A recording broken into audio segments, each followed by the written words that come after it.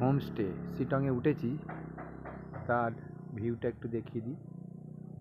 সামনে বিশাল বড় একটা লন,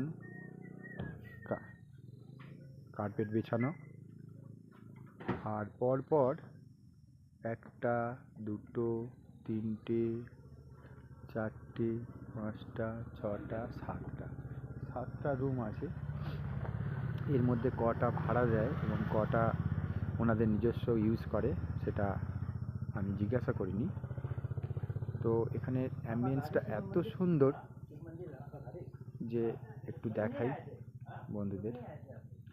আচ্ছা, প্রথমে হোমস্টেটার নামটা তোমাদের দেখিয়ে দিই।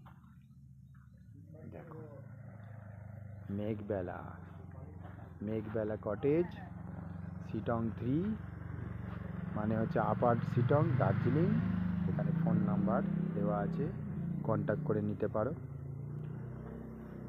এইখানে একটা সুন্দর দোলনা, যেটার মধ্যে বাচ্চারা এবং আমার মতো বুড়োরা দুলতে পারবে।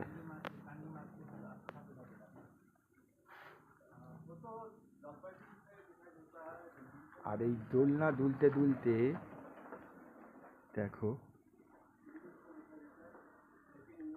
ভিউটা, আর কাঞ্চনজঙ্ঘার একটা পাইন গাছের ফাঁক দিয়ে কি সুন্দরভাবে কাঞ্চনজঙ্ঘাকে আমরা উপভোগ করছি।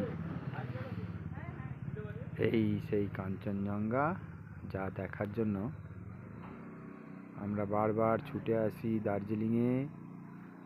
এবং একদম হোটেলের রুম থেকে আমাদের যে রুমটা দিয়েছে সেটা একটু দেখাই।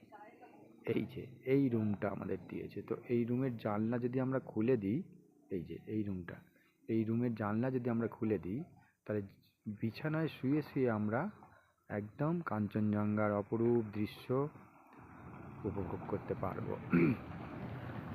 আর হোমস্টেটা দেখো একদম রোডের গায়ে, রোড থেকে এখানে নামিয়ে দিচ্ছে, আর এই সিঁড়ি দিয়ে আমরা উঠে পড়ছি। খুব সুন্দর করে ফুল গাছ, ঝাউ গাছ দিয়ে সাজানো পাতাবাহারি, আর দুটো আমব্রেলা দেওয়া আছে। সন্ধ্যাবেলায় খুব সুন্দর এখানে একটা পরিবেশ তৈরি হবে। আর লাভ চিহ্ন দিয়ে একটা লাইটিং এবং বসার ব্যবস্থা করা আছে, যেটা হচ্ছে সেলফি তোলার, সেলফি জোন যাকে আমরা বলি।